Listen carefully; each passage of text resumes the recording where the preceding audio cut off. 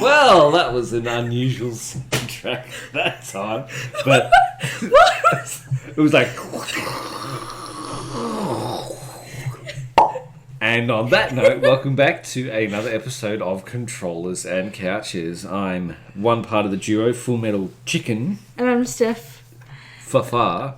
And what you just heard was an air pocket in the teapot. So we hope. Yeah, so just some minor nuclear fission, but apart from that. Hello everyone. Welcome to episode 44. Yes, 44. Doesn't matter which way you look at it, it's 44. As always, if you're after a specific segment of the podcast, please refer to the description. Yes. For the timestamps. Yes, because we love descriptions. For everyone else, let's jump right into life updates. Hit me with it. With a Sambo chip. Let's see. You well and truly maxed out Call of Duty. Oh, we knew this. Yeah, still. I still haven't got there I haven't played. You asked me to play for you. I played it now for you. Yeah, it got me 2 levels. Yay! In less than, I think, 45 minutes, to be honest. Yeah, that's how shit I am. And I think I played 1 or 2 nights with the Fronds, and I haven't since. So I've had an off week. Yeah, I've had an off week too. I've been reading. Literally. I've just been editing, gaming, putting my feet up. Literally. That's our next door neighbour's dogs. I promise we don't have someone held hostage in the house. Yet. But no, I haven't really been up to much. Not much at all. Nope. Okay. No. Okay, dokie. Okay. It's just, hearing everyone else and what they're doing. It's sort of like, I'm literally doing nothing. I mean... I think that's the whole point of this quarantine, to be honest. But also, too, just looking at different kinds of tech that is coming out. So... I've been looking at some of the setups that some other streamers and podcasters have got. Oh, we do have an update, you liar. Yeah. We got text or emailed by our new NBN provider because our area is finally getting NBN, right? Yeah. And so we were technically supposed to be connected yesterday. Yeah. Being Friday the 15th. That didn't happen, so they finally sent apparently on the other side of a hedge on the street is our connection, but we don't have the equipment. And then you're going to say, oh well, why don't you just buy the equipment? Oh, we looked, so we're just waiting for the people that we're connected with to send it to us, because apparently it's coming Monday express. Because everything's just sold. Everything's gone. Apparently everyone is Twitch streaming. Everyone has bought all the Nintendo Switches. Yep. Everyone's podcasting and getting podcast equipment for their streaming. And so I decided yesterday, as soon as... I don't know why, but I was like, you know what? I'm going to start a Twitch, bro. Which is a good thing because, at the moment, I already occasionally Twitch, so I've got it down pat. But that's not what we meant. We meant streaming video games. I've got a mate at work who's a semi-pro PUBG and you're going gamer. to ask him what his setup is. And also, just in case anyone is, interested in watching semi-pro Aussie gamers, look up a gaming team called Enthrall. He plays with them. So, yeah. Just a fledgling... Does he have a social media handle that we can plug? Can you ask him for it? Yep, and ask him if he feels comfortable with it? Yeah. And I think it's all through Enthrall. So, yeah. Ask him if he feels comfortable with it, and we'll put it down below. Yeah. So, yeet. That's pretty much kind of it. I'm really excited to have NBN because anything has to be better than 0.5 meg per second. Oh, yeah. That's going to be good. How many days is it before the next season? Battle like pass. 18 days or something. That's so long. I'll probably be back at work before that 18 days rolls over. Yeah, but it'll be interesting to see what comes out. Did you hear apparently they came out and said, this is the most successful Call of Duty ever? And it's like, well, no shit, dickheads. Everyone's at home on quarantine or self-isolation. What were you thinking was going to happen? Yeah. All that home time makes, boredom go by. Yeah.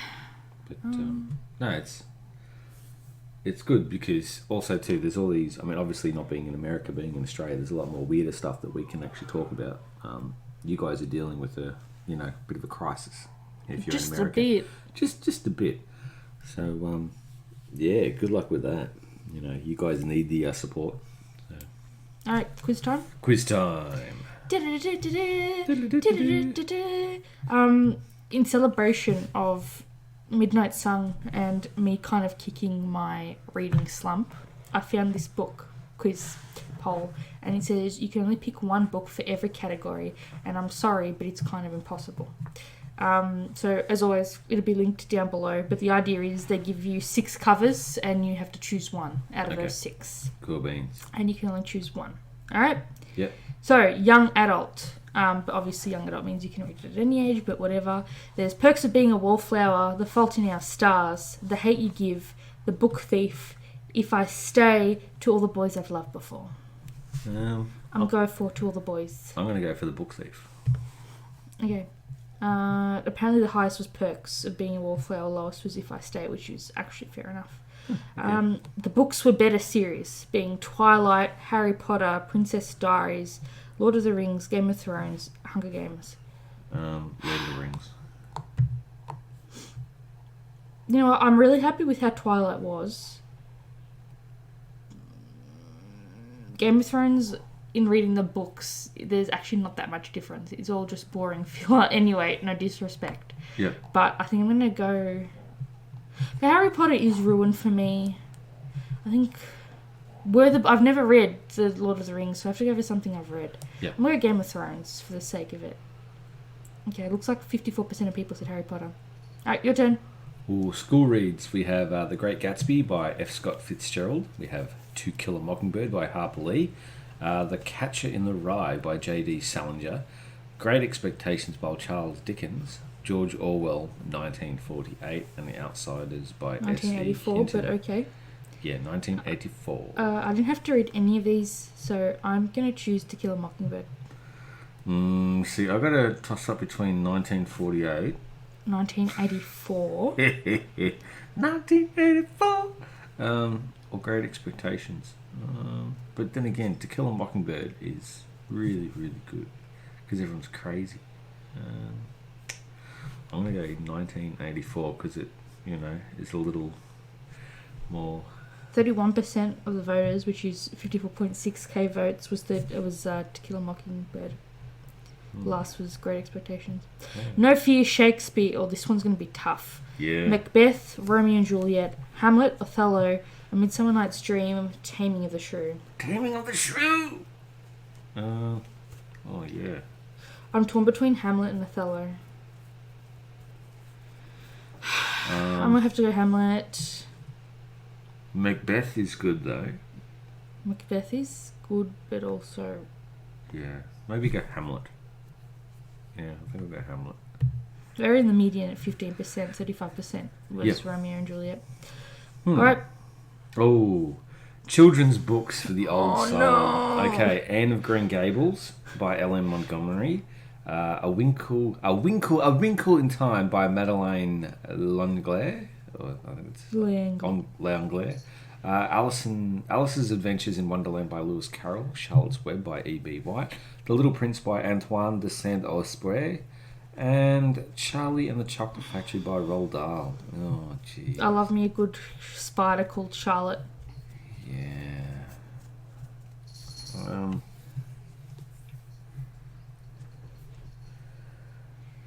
Like, Anne of Green Gables is great, but there's something about Charlotte's Web where it hits home. And I think it was the first, like, tearjerker book I ever read. Yeah. Absolutely. Nail biters. We've got... Your go. There is Gone Girl, The Da Vinci Code, The Girl with the Dragon Tattoo, The Girl on the Train, Helter Skelter, The True Story of the Manson Murders, and In Cold Blood. I'm going to go for Gone Girl. I'm going to go Da Vinci Code. Remember when I was reading Gone Girl? Yeah. And then we watched the movie. I played the movie for you, and you're like, this is not what I was expecting, and you got a bit freaked out. Yeah. Who you gone for? Okay, we've got Romance. Ooh la la. Pride and Prejudice by Jane Austen. The Notebook by Nicholas Sparks. 50 Shades of Grey by E.L. James. Not what you find at Bunnings.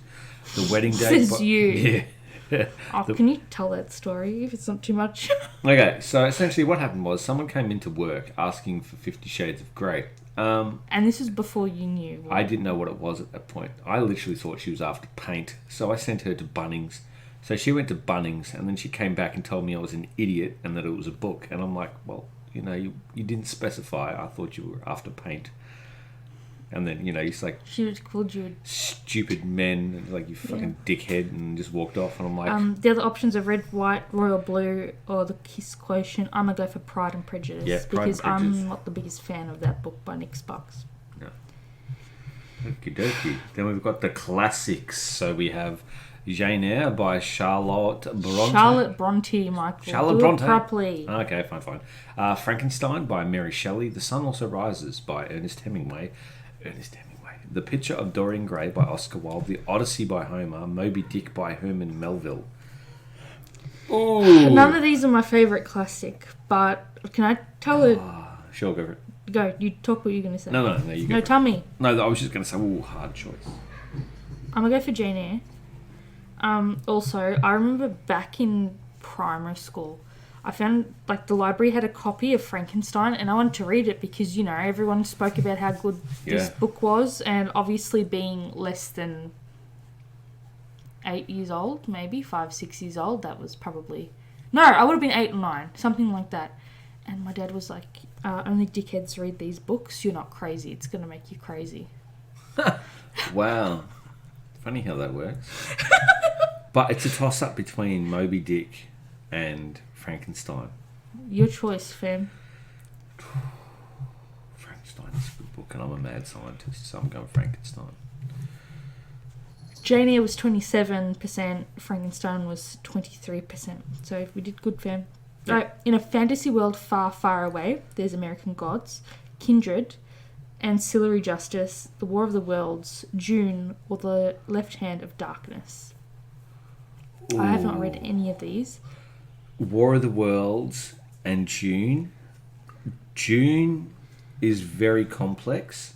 I would say War of the Worlds because I did enjoy that movie minus... I know it's not exactly toe-to-toe with the book, but... it, for instance, War of the Worlds, when it came up, it is high-end, writing. And essentially, when it came out originally, they did a audio play on it. And... it was so realistic, people at the time thought they were in fact being invaded, and there were people who unfortunately, panicked. Oh, no. And it was so realistic, so that's a little bit of trivia for you. But they've done a few remakes of it, but the original one, the soundtrack, far out. That is a very, very good read. Okay. Next Scream, one. Kings and Queens. We have Dracula, House of Leaves, The Shining, The Haunting of Hill House, Something Wicked This Way Comes, or The Exorcist. Alright, so here's the thing. All of these I want to read. All these are so good. I've read The Shining, and I've read Dracula. I've watched The Exorcist. Haunting of Hill House, the TV show, is completely different because it's a modernisation of the classic. I've always wanted to read Something Wicked This Way Comes, so I'm going to have to choose that one. I'm going to have to choose The Shining. You would be in the lead with 37% of voters. Mine was 7%. Oh, this is the hardest one. Picture books, aka words, are hard sometimes. This is me after I get home from work. So, first one we have Where the Wild Things Are by Maurice Sednak, The Very Hungry Caterpillar by Eric Carle, Goodnight Moon by Margaret Wise Brown, A Bad Case of Stripes by David Shannon, The Giving Tree by Shel Silverstein, The Cat in the Hat by Dr. Seuss. Now, I'm going to have to go for The Very Hungry Caterpillar. Yeah, it holds a special place. The Very Hungry Caterpillar. It's just... it's OP. So I'm saddened that Possum Magic isn't there. Yeah. But you can tell this is American. Yeah. So quarter of voters said The Very Hungry Caterpillar. Yeah. And then it was Cat in the Hat at 21. Yeah. And then Where the Wild Things Are, 20%, which is fair enough. Alrighty, hoity 20. That's pretty much it for the quiz. Woo. Yeet. Yeah, not bad. Not bad, not bad. Anything else you want to cover before we get into our weekly news? No, No, it's just one thing I noticed. No, goes into a story. So yes, there is something I'd like to cover. There is something not I'd like to cover. no, and then Just continue been looking at fuel prices since everything is like people starting to go back to work and everything. Fuel prices obviously going up, but the jump from like 40 cents to 50 cents between some service stations make you realise, hang on a second, something else is going on here. I understand there's no real high demand at the moment for fuel, so you look at it and kind of go, okay, economically they want to make money back. Obviously, you've got 6 million people that are, on the job seeker. No, is it job seeker? JobKeeper. JobKeeper, that's it. JobKeeper. So, which is a good concept. But it's weird seeing what people are buying. Just going at, seeing in store what people are buying as to what they were 2, 3, 4, 5 months ago. You could literally graph it and go, well, these are the... You'd think, okay, key things we need are toilet paper, blah, blah, blah, blah, blah, cereal, But he hasn't stopped. No. We went shopping to get our essentials Monday, Tuesday. And we went later in the afternoon. I want to say between 3:40 and 4:30. Yep. And there was a woman there, and she cleared out this whole line, product line of antibacterial hand washing soap. The whole lot. And I looked at her, and I double checked with you before I embarrassed myself, and I was like, they did lift the bans, didn't they? Because there's normally papers printed out saying max limit, whatever, 1 or 2 per customer. And then you said, they've been lifted. And so I just gave her the biggest squeezy the whole time. Yeah, and she filled up everything. And that was the only product she came in to buy, so... It was scary. I mean, we went in there for, vegetables, I don't know, fruit. No, we bought a bag of potatoes. We bought cream because I wanted to make scalloped potatoes that night. We got a bag of cheese because this new 2-kilo bag of cheese thing came in, shredded cheese. And we were like, that'd be nice. Means we don't have to... buy, bits and shrubs, because it turned out to be $10 cheaper compared to the way we'd buy it with our normal bags. It's normally $7.45 for, about 450 grams. I'm like, interesting. So we gave that a crack. I think we also got a head of broccoli. Yep. Imagine if they brought out a 2-kilogram bag of potato chips. They have that. They used to do that. Yeah, it was called party size. Party size. Now it's only 330 grams. Stupid. What do you do? Yeah. And also too, online shopping. I got my Lego. Yay! I am really shitty because you ordered something on a Friday. It got here on a Wednesday. Yep. I have shit that I ordered a literal month ago that is still stuck in the post office in Queensland. Yeah. From the bookstore. Oh, and I suppose just in case people were wondering, it was the Star Wars A-Wing starfighter. USC, and it's not knockoff. And you got it on May 4th. So the reason why I got it on May 4th too was they had a double VIP event, so you got double points for it. But obviously the UCS kits, I'm just honestly, the whole reason why I started up and started getting the knockoff stuff was because it is so damn hard to get stuff. Because people will go in and they will buy it out, and then they will sell it back to you at 5 times the price. Point in case, can I talk about my diamond painting thing? Absolutely. So you bought me about a year ago a big, massive, nearly 3 meter wide diamond painting kit, but because this table is currently in my office, I can't be stuffed packing it away, only for 40 minutes worth of diamond painting and then having to reset the table up, right? So I thought, I'll just get a tiny one that I can just clear a small portion of the table over. And so I bought it through, I want to make it known, I bought it through eBay. Yeah. I had to pay $8 for shipping. Yep. They hand delivered it, mailed it to me 3 days late. Yep. It wasn't a courier. It was a person. It was an Uber. A freaking Uber. Now, here's the thing. There was an actual media release by Australia Post saying that they'd, had an influx of employees in the form of contractors. So You got a lot of people driving around in thrifty vans now. People are renting thrifty vans to deliver packages. Which is very interesting, to be honest. Exactly. And not only that, it came in an Amazon sleeve. Yeah. Even though I bought it, and the whole thank you note and the payment slip that they put in your package. Yeah. It was all Amazon decked out, and I'm like, I don't understand, because I didn't know what it was, because I hadn't ordered from Amazon. No. And so I was kind of a bit lost. And then I opened it. Because my biggest fear is you're going to open someone else's mail, even though it's technically your name on the package. Yeah, exactly. So, it's weird because, honestly, I'm not having to go at Uber drivers, but what I'm saying is... It's the seller. Why ask someone to pay $8 shipping if you don't ship it in the time frame it takes for the person... Exactly. To need to get it, if that makes sense. So what I'm basically saying is, I had to pay for express shipping to get this one particular item, right?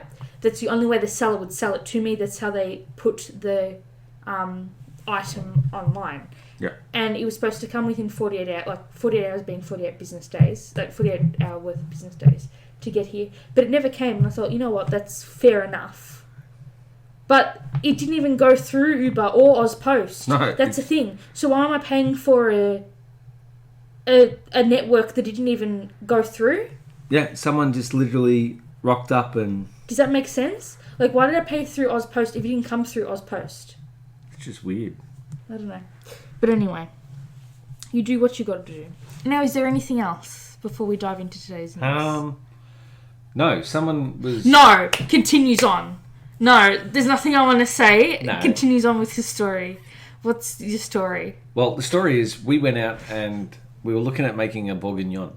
So, essentially, we decided this time around, Michael was not going to be heavy-handed with the herbs and the bullshit. No. So, literally, I followed a recipe. And I had a really nice... We put in a pepper jack Shiraz. And it worked really, really well. Like, really nice. You know... Michael's cooking is what we very affectionately referred to as slop. Yes, very good slop. Because it looks like slop. But it's tasty. B, because he makes a mess and slops stuff everywhere. Yep. And then he uses literally one of every piece of equipment plates, cutlery, crockery, everything. And then he just leaves it there. On the guise of, I will do it later. Mm-hmm. But Michael's later is 4 hours later, and I can't live with that. Because the thing is, once you carb load with like a bourguignon, you need to sleep. But we've got to say, the quote is this is one of the best things you've made. Yeah. It was like restaurant quality. It was Because another bad thing that Michael does is he thinks that, to put herbs, you have to put half the fucking plant in the pot. Exactly. Which you don't need to do, Michael. No. You take one or two tiny little sprigs... And that's fair enough. So we reeled him in, and it was actually edible, dare I say. Yeah. Enjoyable, dare I say. So, no, that was good. All right. Now, you done? Yeah, I'm done now.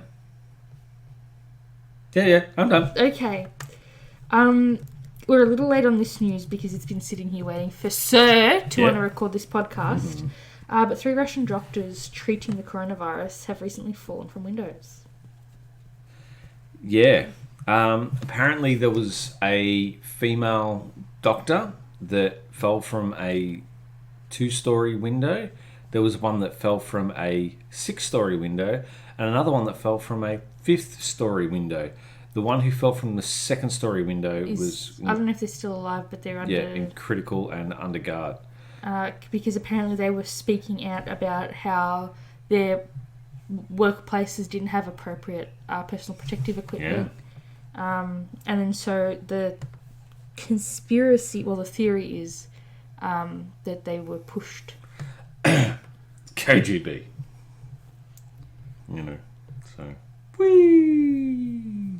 And this is something I wanted to cover in the last podcast, but I forgot. You brought up Nicolas Cage and you were like, how come Nicolas Cage isn't going to be in more movies? Guess what? He's going to star as Joe Exotic in the Tiger King movie. What? Yep. Oh, no. Yep. Oh, no. Yep. Oh, no. Yep. Oh, that's... Oh! Well, on the bright side, I suppose, at least he didn't star as Superman. You know the guy that we were watching, Osmosis Jones?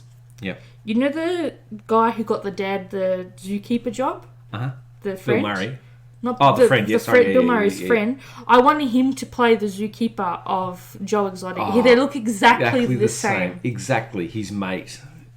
Yeah. Exactly. The uncle. Yeah, the uncle. Exactly the same. Oh, jeez, that's going to be bad.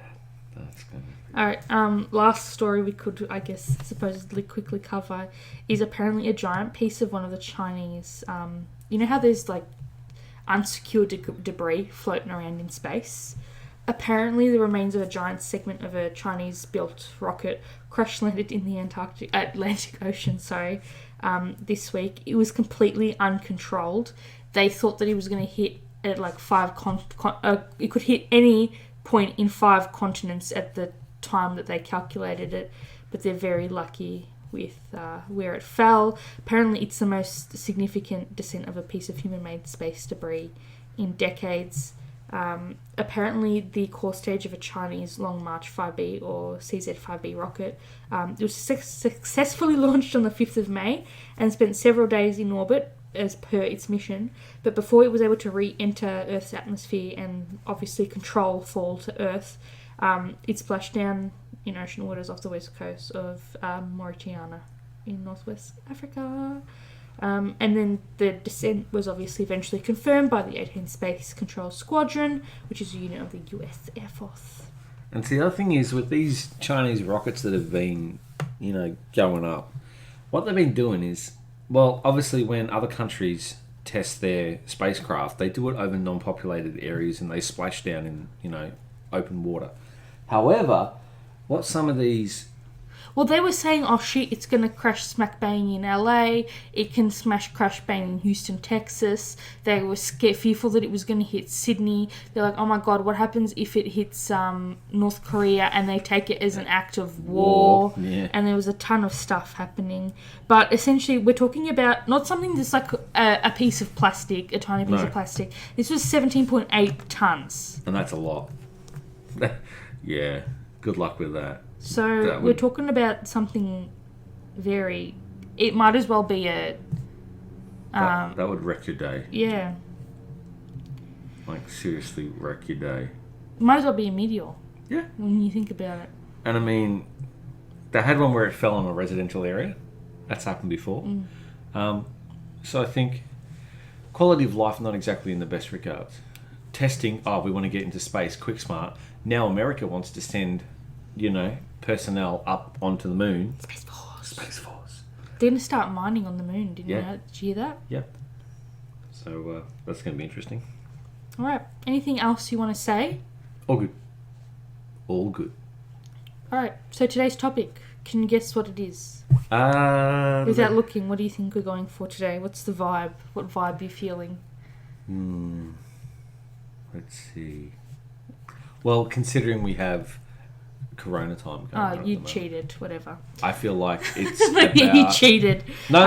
So today's topic is another epidemic, and we're going to be talking about the plague of Athens. Woo.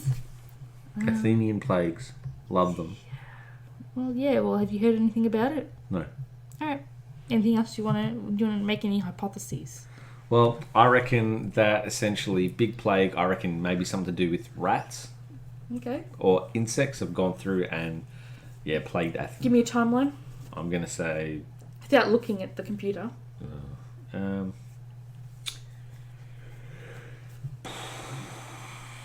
see. Any time this century.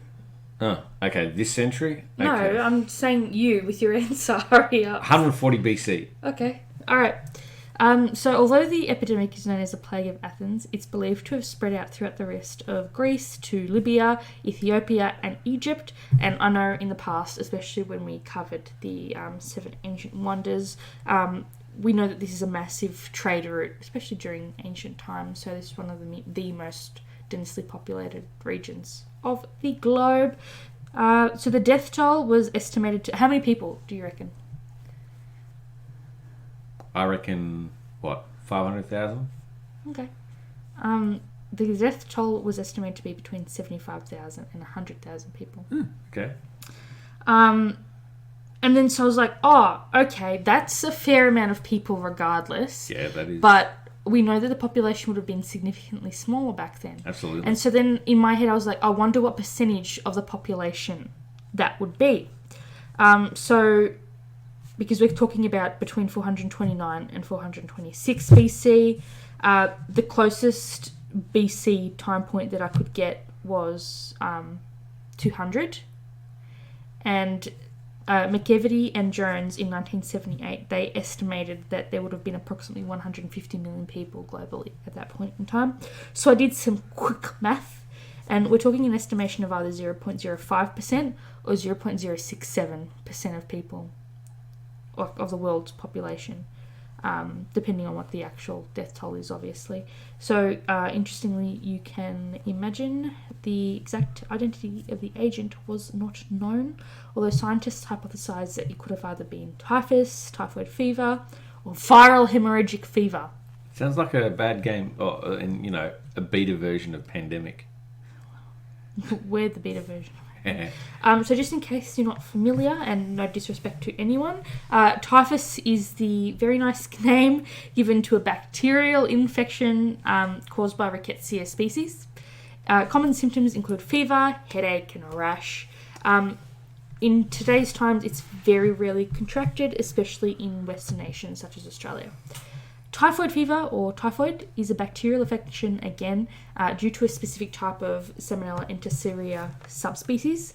I think symptoms include like headache, abdominal pain, and rash and aching and that kind of thing. So you can already see between the typhoid fever and typhus that they're very closely similar in presentation clinically. So you can understand how it'd be very hard to, without kind of the scientific rigor we have now to test the agent, it would have been hard to distinguish just based on the symptoms alone, right? And thirdly, we have viral hemorrhagic fever, which can be caused by a large host of viral pathogens, but what they all have in common is, you guessed it, they cause fever, shock, bleeding disorders, and eventually, unfortunately, often lead to death. You can imagine that you'd still get flu-like symptoms, so your aches, your pains, your nausea, and so on. A few more recent examples that I can talk about today is obviously Ebola. That was a big epidemic a little while ago. There's also dengue, Rift Valley, so on and so forth. So it's believed that whatever this pathogen was, it entered Athens through Paratius, which was the city's port and sole source of food and supplies, because you can imagine that would be very smart just to have the one port. Yep. But whatever. No one understood that sarcasm. Yeah. Okay.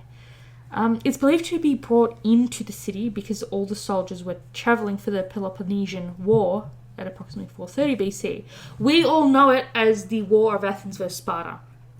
Right? For Sparta! Yes. So the 300 movie is being filmed during this time. Yeah, they literally went back in time and filmed at that time. So during the movie 300, they aren't actually actors. That is actually Leonidas. Yeah, so, in real time. And when you actually trace the lineage from, 430 BC, King Leonidas actually looks exactly the same as Jared Butler.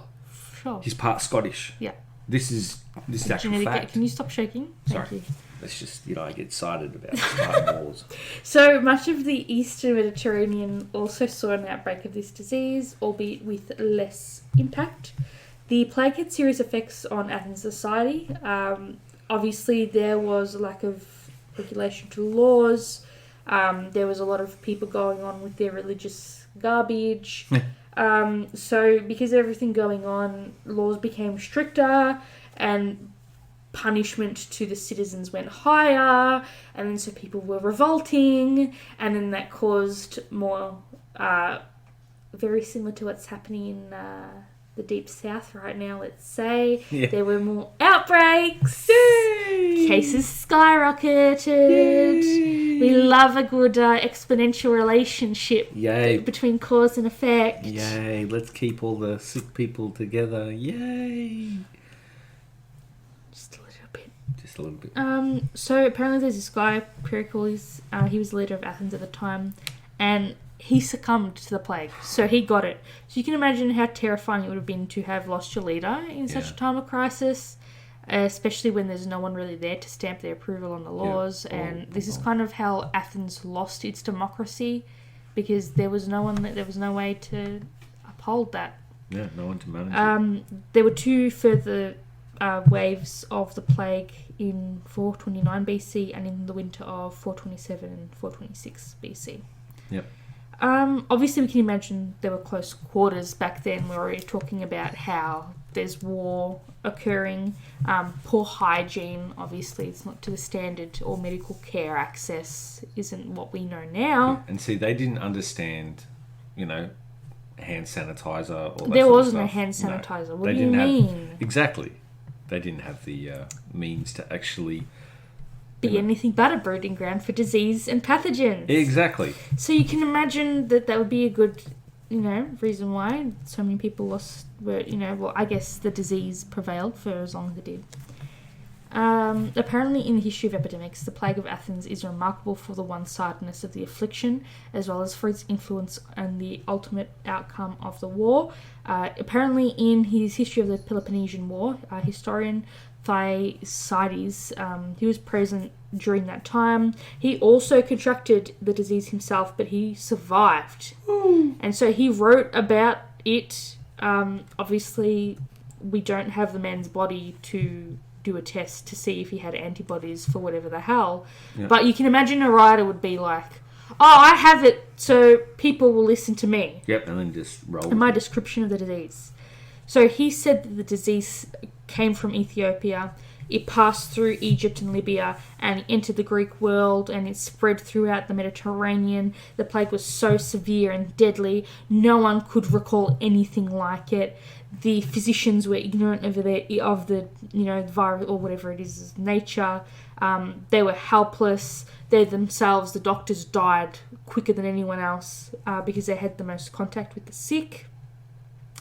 Athens is obviously one of the more overcrowded cities at the time, and they estimate for Athens' population, a quarter of them passed away. That's not good. Because of this.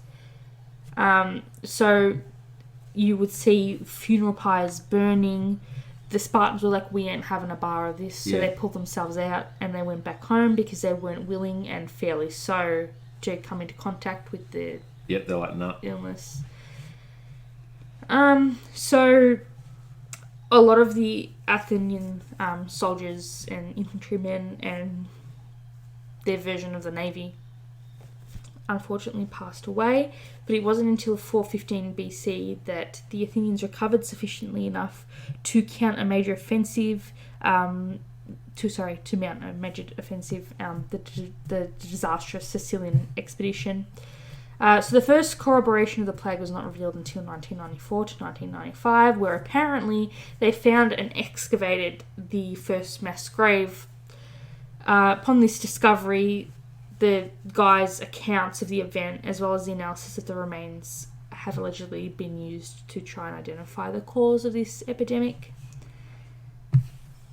So other accounts graphically describe the social consequences. We already had this guy who was saying that the complete disappearance of social morals during the time of the plague. Does that sound familiar? Yeah. The catastrophe was so overwhelming that men, not knowing what would happen next to them, became indifferent to every rule of religion or law. Now, on that, hit pause on that. What people are complaining about, and we saw this today, we had to, pop out, and you see people writing things against, like graffiti against the police. You hear stories about, no police, we don't want, what's the point of police, blah, blah, blah. People are stupid. People need presence. And they are so sheltered that they do not know what would happen if that infrastructure was not there for them. Exactly. So essentially... And they should count their stars lucky and blessed that they don't need to deal with something like this. Because hopefully, something comes up that, you kind of go, well, we do need the police. We need emergency services. And some people are just dumb. Just because they can't go to the footy doesn't mean they need to bag emergency service personnel. People just know to be disrespectful. People have no clue. Yeah, pretty much. So, anyways, back to the Athenian plague. So the perceived impact of the Athenian plague on the collective social and religious behaviour echoed in other medieval pandemic accounts, such as the Black Death, although people have disputed the veracity of them in both instances, and they try to say that there's a historical link between them, but we don't know if it's the same agent. We don't know anything. No. But the part where it's, they're putting a link between the epidemic disease and moral panic. Yeah. Now, as much as here it says, unsubstantiated moral panic, clearly seeing that we're seeing people panicking because they can't watch football. People can't watch soccer, can't watch AFL, rugby. And the two crowds of soccer... Oh, I can't go to the pub with my boys. Yeah. I can't go drinking, stupid. And that's moral panic on that front. Like hearing people, I can't go out, I can't have a barbecue, I can't, just go clubbing. They're losing their minds over it, and they're getting violent. They're getting on social media, doing, dumb shit, and, they're just not paying attention. So, well, they don't care. Exactly. Ultimately, that's the thing. And they think, as long as I don't get sick, who gives a crap about anyone else? So now put this down to, the Polynesian... But they wouldn't have, to them, what does stay at home mean? Stay at home. Simple. No, but they wouldn't have known, No. They don't know where it's coming from. They don't have the knowledge of disease. And they would have been sealed off. Do. They would have had... No, because they just said that the Spartans were there and they pulled away. They could have taken it anywhere else. Yeah. People were still passing through Athens. Yeah. No, but the small areas where you see people but you can't seal off a country now. People rebel. Yeah. Let alone a little town like that. But seeing people completely, no morals, of course not. Not following the religion, not following local laws, far out, chaos. So apparently people ceased fearing the law because they said, look, we're already living under one death sentence. I'll die before, I guess their version of being charged or judged would be. Yeah. People kind of like today were just spending that money because they thought, look, even if we saved it, we're not going to live long enough to see anything from it, so we might as well just spend it. And then apparently you can, people were also getting their inheritance because family members were unfortunately passing away. And then to people were pretty much, Yep. having a tough time. And, you also got to bring into the contagiousness of whatever the agent is. Yeah.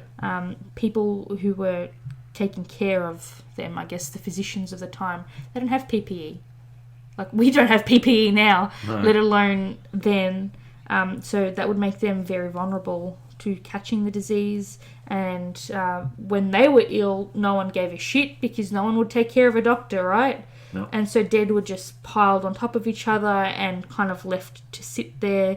And then they say that they, made mass graves and would dump bodies in there because the burning just became to be too much. And you can imagine 25% of a population, that's massive. A fair chunk of people. And then, they couldn't build the pyres fast enough. They ran out of wood in storage to build the pyres. Yeah. So they just said, you know what, let's just burn. Let's not burn, let's just bury. Yeah. So apparently they have since found a mass grave containing nearly 1,000 tombs, and they dated it back allegedly between 430 and 426 BCE, and it was found just outside the city of Athens, where ancient Keramikos would be. The grave was bordered by a low wall, and it seems to have protected the cemetery from a wetland. Again, as we said, it was excavated between 1994 and 95. It's believed that it contained about 240 individuals, 10 of which were identified as children. Skeletons were randomly placed with no layers of soil between them. one excavator, Baziotopoulou-Valavani of the Third Euphoria Doctorate of the Antiquities reported that the mass grave did not have a monumental character. The offerings we found consisted of common, even cheap burial vessels, such as black finished ones, some small red-figured, as well as white lekythoi oil flasks of the second half of the 5th century BC. The bodies were placed in the pit within a day or two. These factors point to a mass burial in a state of panic, quite possibly due to a plague. However, also during this time we had the refugees from the Athens versus Spartan war, and they're migrating along the long walls of Athens, so they're inflating the populations of, the local and surrounding area. So the population had already tripled at this time because people are seeking refuge from this war. Yep. So are they casualties of war? Are they casualties of the plague? Yeah. Because you can imagine they can pick up anything during a wartime. You can have scurvy, any form of injury, any infectious illness, anything relating to poor hygiene, you can get it. Yep. In terms of religious strife, people were very struck down with their piety towards the gods. They obviously felt abandoned by their deities. So people sort of stopped worshipping them. Temples were first offered to be accommodation for people during these hard times, and then the sacred buildings were then filled with the dead and dying because it's close to a church, is what we would estimate today. So what do you do in a church? You say farewell. Yep. So then, because the Athenians were dying and the Spartans were okay, the people said that's because the Spartans aren't in the wrong, Athens must be in the wrong, so the gods are punishing us, the Athenians. And then so people started trying to burn some of the temples, some of which worked out, some of which didn't. But you can imagine that there's a lot of superstitious stuff flying around at the time. On and on it goes, I suppose.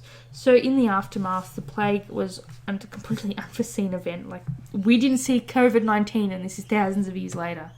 Do you know what I mean? Yeah. Let alone a plague of that proportion at that time. Yeah, so you didn't have research available. There was no vaccines. It was... No. But here's the thing. Like, for instance, if they had had, penicillin back then... It wouldn't have worked during the war. But would have alleviated some of the pain and suffering? You think it would have?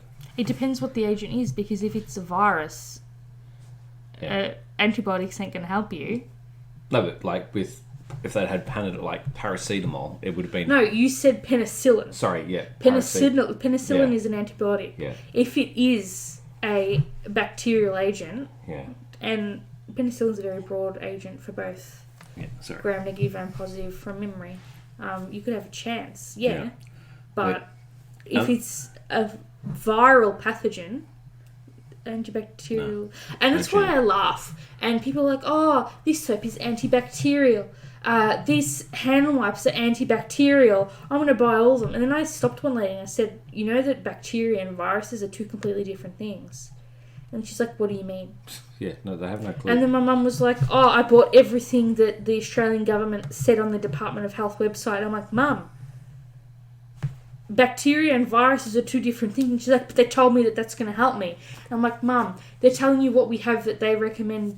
They've got to tell people something. Yeah. You're not going to say, sorry, we don't have antiviral soap. No. It's just... So that's a different story. Just panicky. Panicky, and people want to know what they can get because we're such a consumable capitalist culture that you think that having a bottle of soap is going to help you. Yeah, it won't. No chance. So there were a lot of slaves that tried to run away, and they were caught and returned, and then that caused a whole lot of strict laws dictating who could become an Athenian citizen, because obviously we're talking about all these refugees from the war running and coming and going and that kind of thing. Yeah. apparently they didn't really recover from this as well as the war. Their political strength had completely weakened. The morale among their armies had pretty much fallen. And then that sort of helped bridge the war where, well, I guess the penultimate battle of the war where Athens was defeated and fell from being the major superpower that it was in ancient times. So the symptoms, according to the Thucydides, I suppose, he said that the illness began showing symptoms in the head as it worked its way through the rest of the body. So to me, that means upper, like respiratory. Yeah. But I'm a different person. So he said there was fever, redness and inflammation in the eyes, sore throats leading to bleeding and bad breath, sneezing, loss of voice, coughing, vomiting, pustules and ulcers on the body, extreme thirst, insomnia and diarrhea. Great. Yes, so this is where the science comes in, right? So I did a lot of digging and I looked into some journal articles, and it obviously makes sense that you can reason that, scientists would want to analyse samples, right? Yeah. So in 2005, which is 10 years after they dug the mass burial site that they're assuming was a result, I suppose, of the plague of Athens, they scooped out some dental pulp from teeth recovered in that burial pit, and led by an orthodontist called Dr. Magnolis Papagrigorakis of the University of Athens, he found DNA sequences similar to those of Salmonella entericae, which is known as the organism that causes typhoid fever. A second group of researchers, including the American evolutionary molecular biologist Dr. Beth Shapiro of University of Cali, Santa Cruz, she disputed Papagorakis' team's findings because she said that their studies had serious methodological flaws. And she was like, I'm not having this. So she penned a letter to the International Journal of Infectious Diseases, and she stated that while this DNA analysis confirms that the Athens sequence is possibly Salmonella, it demonstrates clearly that it is not typhoid. The technique used by the team has shown itself to be prone to contamination-induced false positive tests, and the source burial site is known to have been heavily trafficked in antiquity by hogs, carriers of another Salmonella cerevisiae, which is a different strain, and may have been confused with the one that causes typhoid fever. Nevertheless, the Papagorakis' team assert that the basis of this refutation is flimsy, and the methodology used by the Shapiro team has historically produced conflicting results. Yay. So she kind of tore some holes in their story. And keep in mind that in 2005, whilst we knew how to use DNA, the strict testing and controls aren't as high as what they are today. No, nowhere near. So I also read a paper by Robert J. Littman in the Mount Sinai Journal of Medicine that was published in 2019. And he pretty much gave evidence that, based on his clinical knowledge, it could have been typhus or smallpox. And this is the first paper that I read that it made reference to anything suggesting smallpox, if that makes sense. So to me, that was like, okay, why would you make that derivation?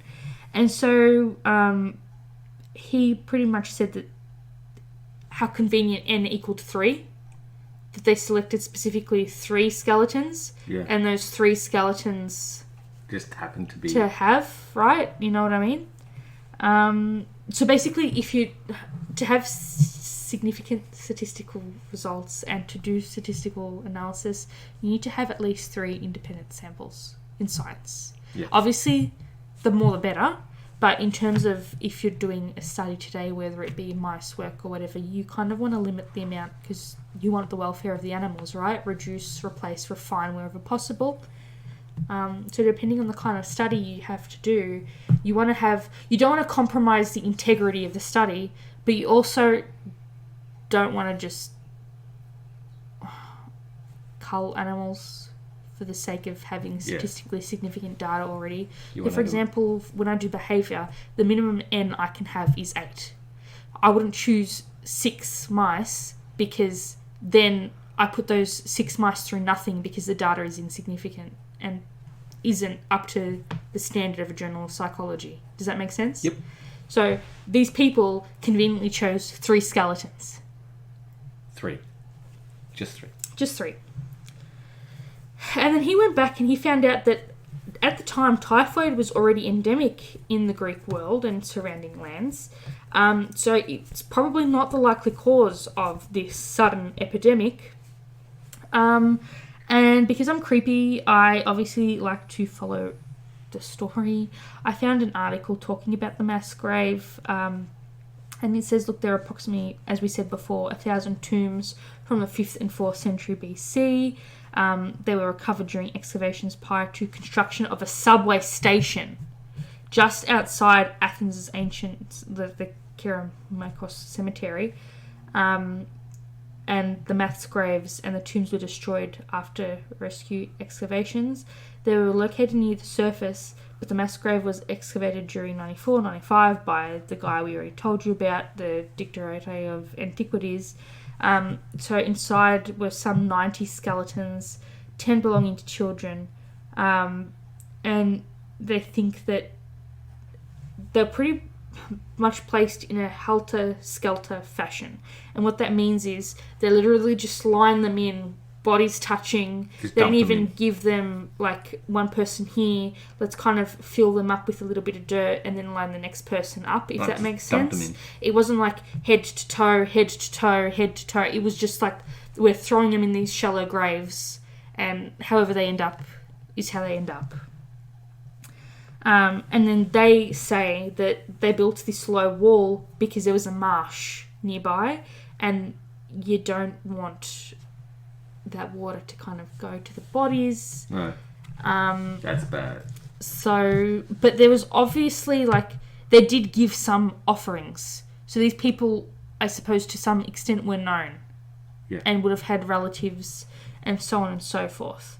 I was able to find an image of what the site looked like after the bodies were removed. So you can go on the internet. I have it in our show notes there, right? Yeah. So you can see, like, nothing major. It's very low. What would you, at the lowest point, you would say is 2 meters deep? Yeah, if lucky. 1.5 meters to, yeah, not very deep. Imagine living next to that. Jeez. And you're just going, you're walking past it every day. Every day. And then they're like, oh, we're going to put a subway in. And then, oh, that's a femur. Yeah. Imagine living next to that.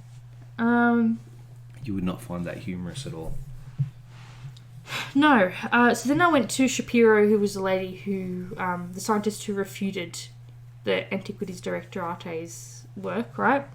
And she went on and said, all right, so basically let's give a bit of a thing. When you do say that I found this tooth and I wanted to see what bacteria was in there, you have to DNA sequence it, right? But then you need a database to compare it to. And that's done via BLAST. You've done a degree in bioinformatics. You tell us a bit about BLAST. What does it stand for? I can't break today. So basically, it's a database of DNA fragments, and the higher the similarity, the higher the similarity between the sequences you're comparing, they're more closely related, right?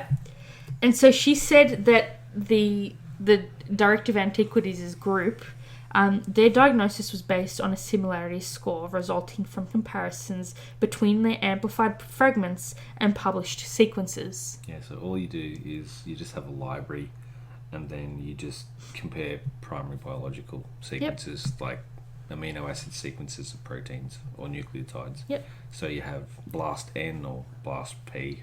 N is for nucleotides, P is for protein. Yep.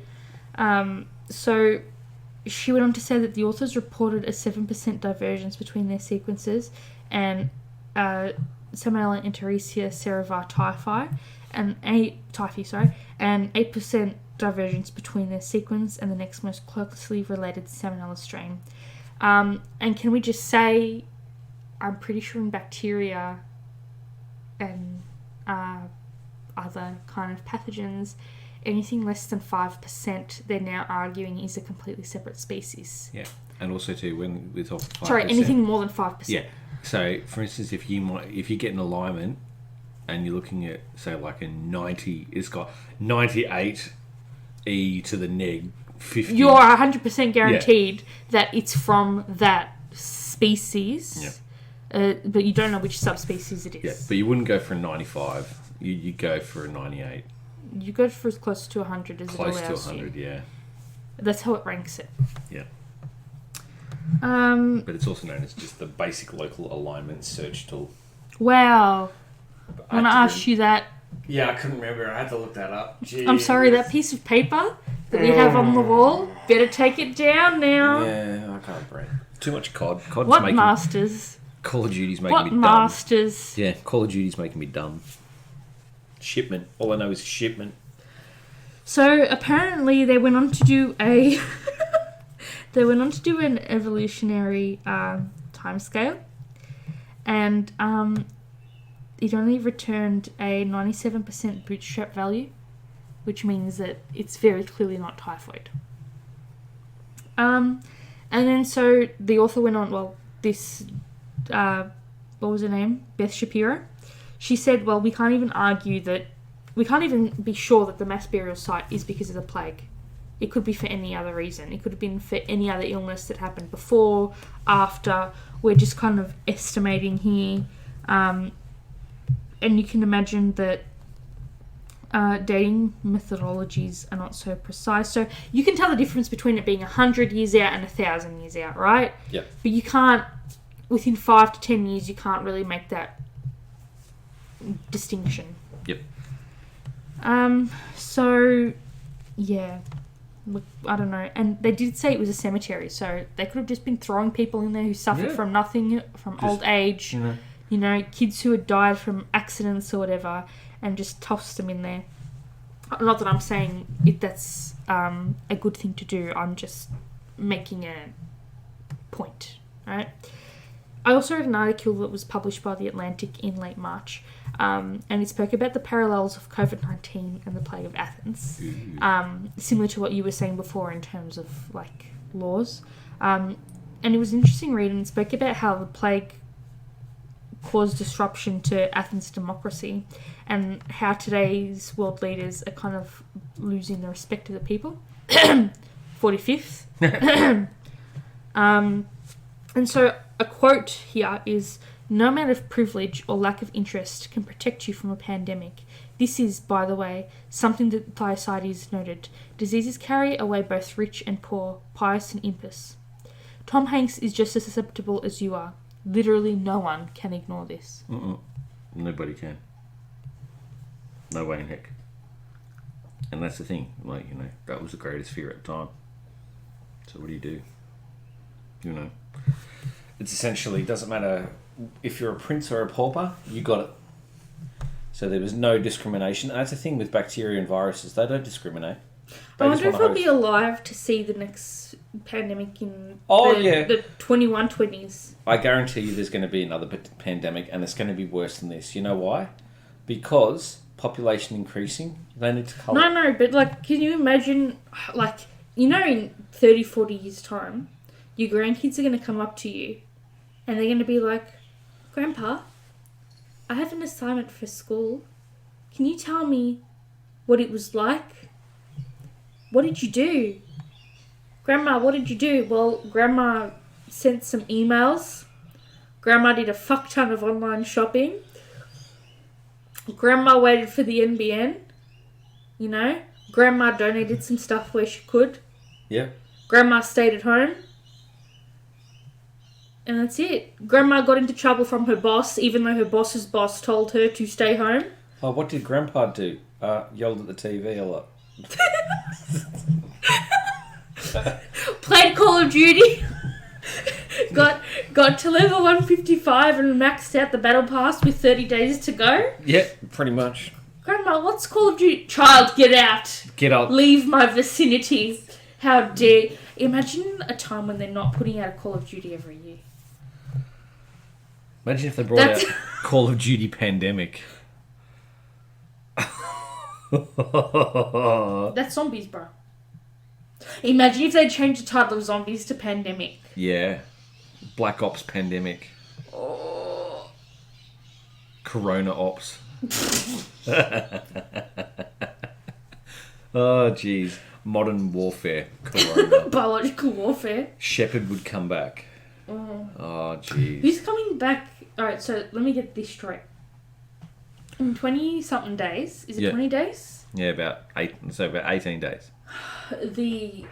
So this Battle Pass finishes. Yeah.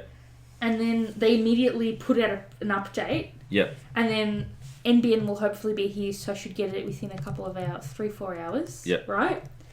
Download the new install. They've given me enough points that I've been awarded for the last Battle Pass to get this one for free. And then I have to play again from level 55, right? Yep. Will they release a new camera, do you think? I think they will. They better.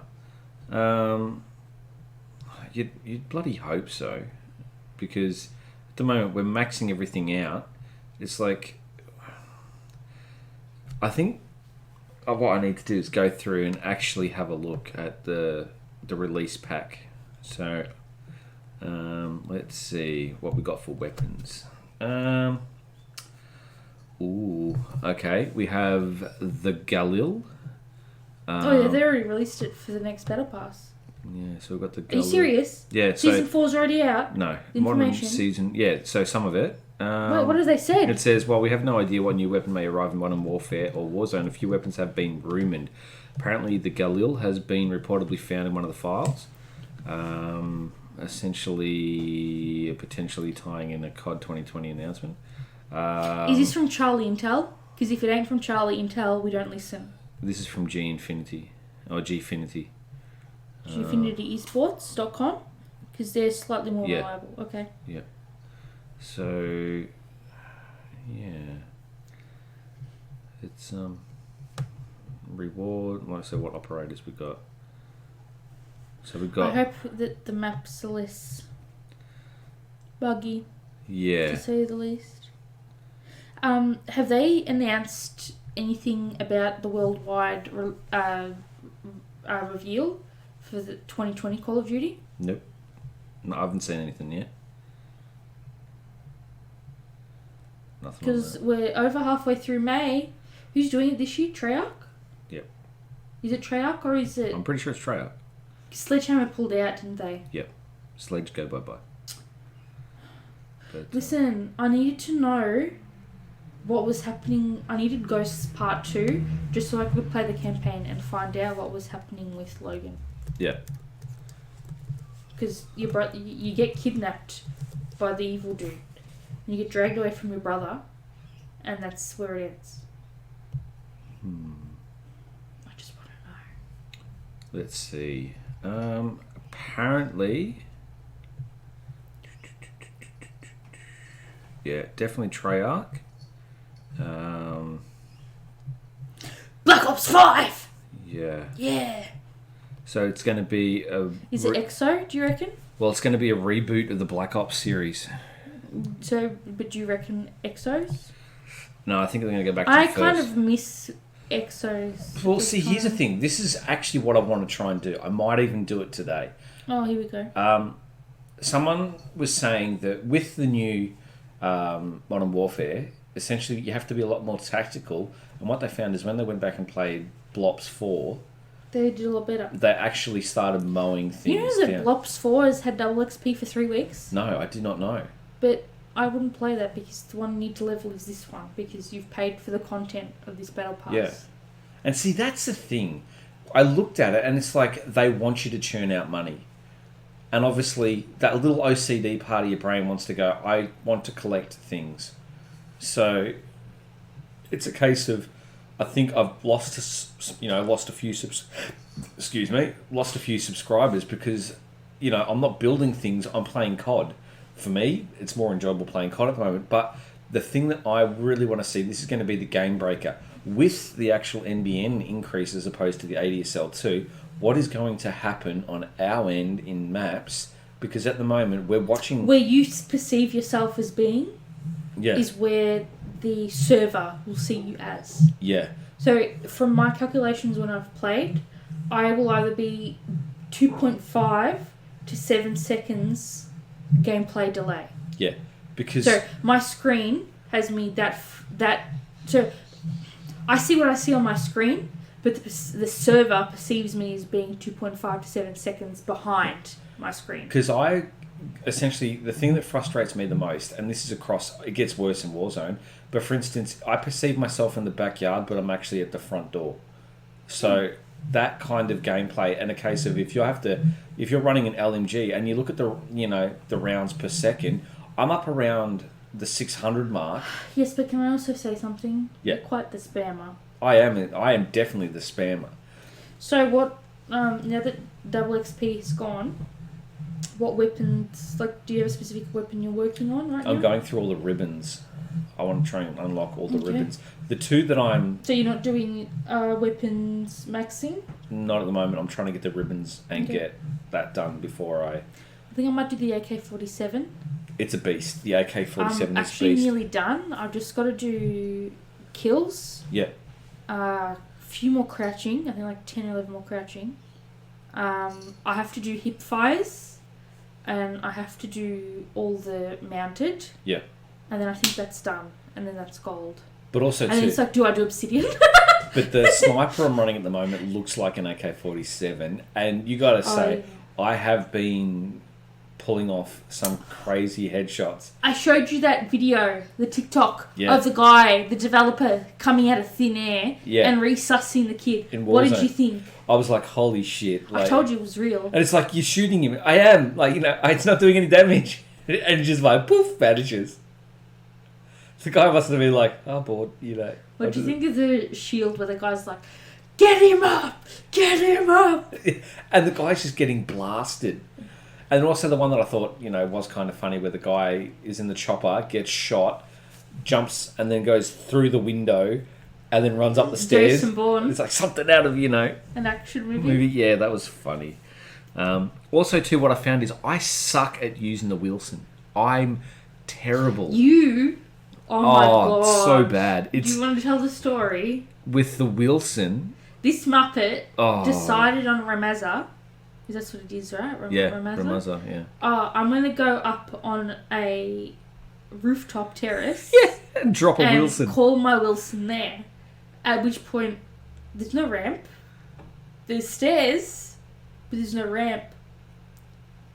And when I say stairs, I mean a ladder propped up against the wall. What an idiot. And then you spent 30 seconds screeching about how you can find anyone to kill. Yeah, it was hilarious. And see, this is the problem. Because my kill streaks constantly get cut short, I don't usually get the high end. You know why then?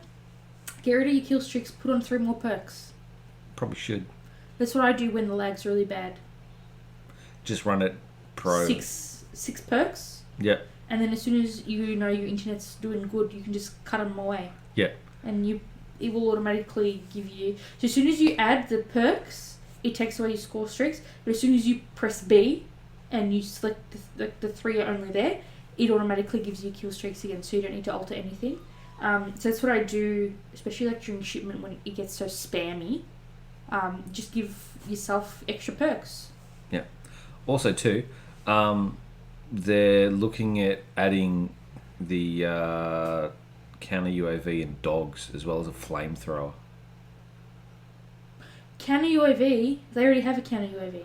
Yeah, because they're saying that... Oh, no. They don't have it. Yes, they do have a counter UAV. No. It's this one that makes your screen go all fuzzy. They've got... That is a counter UAV. Because essentially they're bringing out dogs, the classic UAV, counter UAV, dogs. We have a classic UAV. A flamethrower and a bomber that can eliminate enemy kill streaks in the sky. What, people don't use their missiles for that? Yeah, but you can't take down a gunship. You can. I've done it before. Taking down an AC-130? Yeah. How do you take down an AC-130? You have to jam the joysticks as soon as it drops out of the plane. Oh. Okay. This was months ago, though. Yeah. I've only called in... Because you have, like, a certain amount of time before it, like... It's like when you drop, you have to drop straight away. Okay. So when it goes, you force the joystick to wherever it is. Yeah. See, because I had one where I've only called in one gunship, and essentially... I hijack a lot. There was one... I don't know.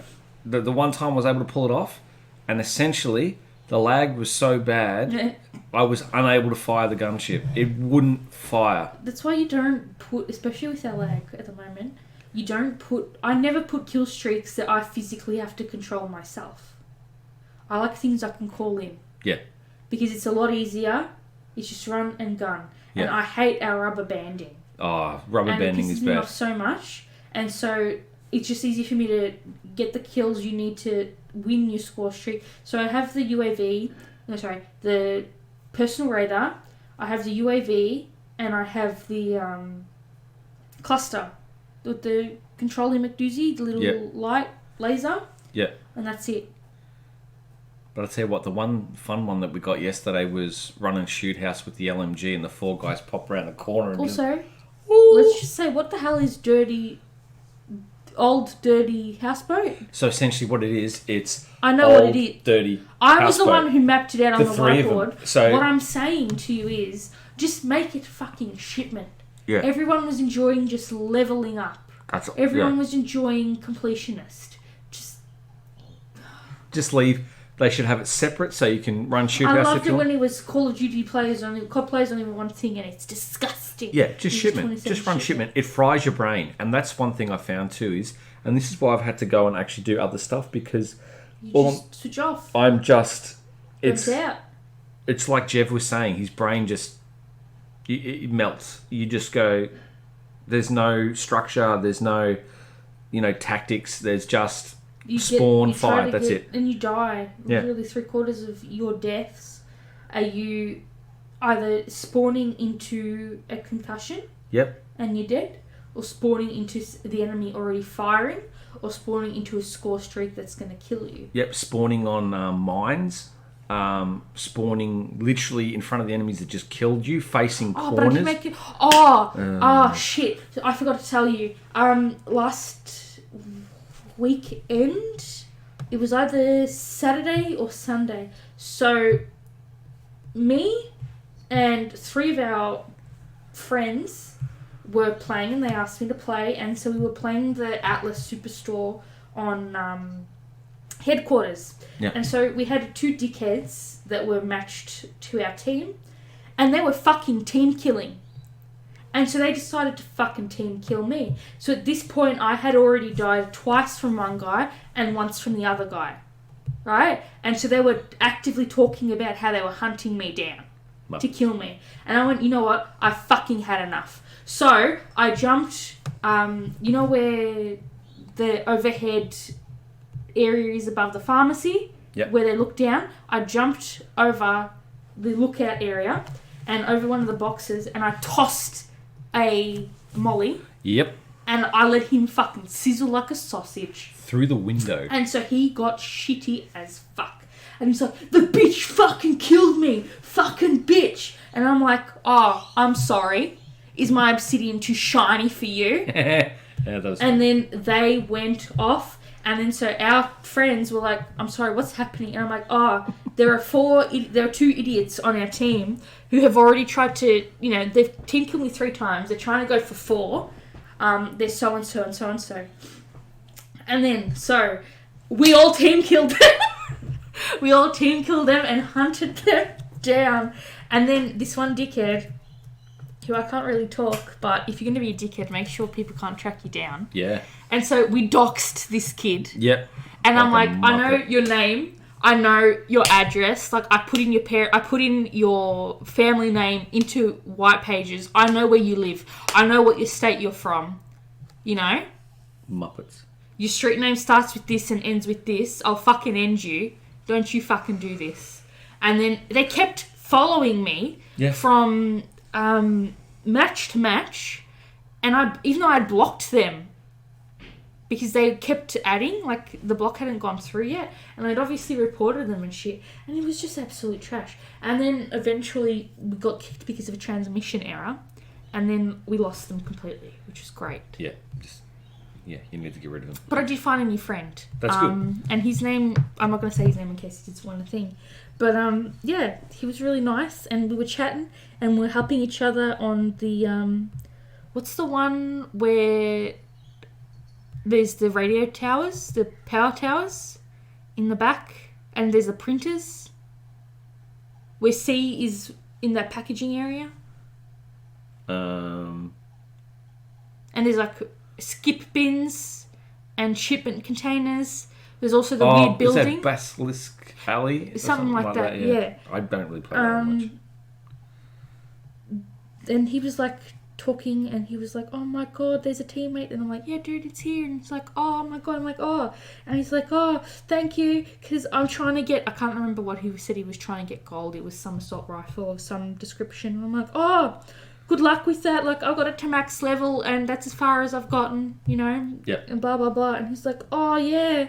And we were just helping each other to, like, give each other the, like, you know how you decide to run, not as a nomad, but you have it, like, you go as a group? Yeah.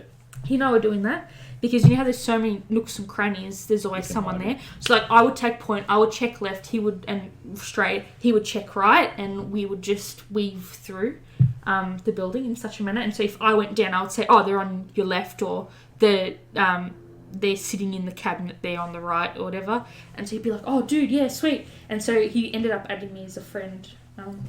I haven't played with him since, but yeah, nice dude. No, that's what we want. That's what we need. So. Alrighty. Anything else? No, that's pretty much all from me. I just got, I think it's like 12 levels left, and then I got 155. How's your battle pass? Battle pass, I've got 4. Sweet. You're getting there. Yep, nearly there. I'd hope to, let's see, it's Saturday. I don't think I'll get the AFK done and gold or obsidian by next recording on Monday, but I'll just do what I can. I don't know if I want to play, if I want to read, to be honest. Yep. Okay, so we have a topic request form that you can access. Give us the name of the topic, your pronouns, and your name or handle, so we can credit you. We are on Apple Podcasts. I found out we're also on Castbox and Castro. We're on Podbean, Spotify, Stitcher, TuneIn, and also found out we're on Overcast.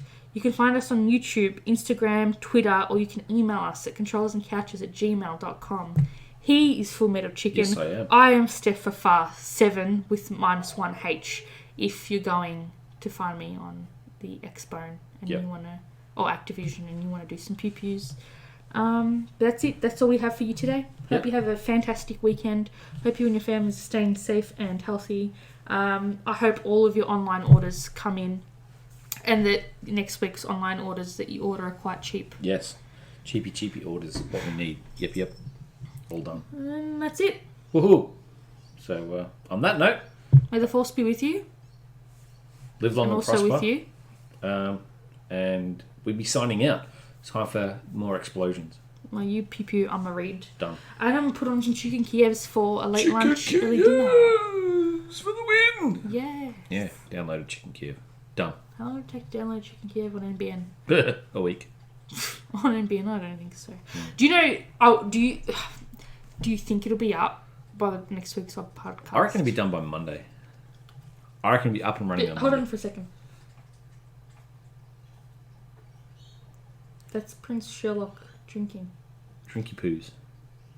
Drink all the water. Do it. Yes. Drink. Your life depends on it. Stop that. All right. What? That's it. That's It's us. like he's doing cardio. Yep. All right. We're done. We're done. Signing off. But, well, yeah. All right. Enough. Yeah, gone. Bye.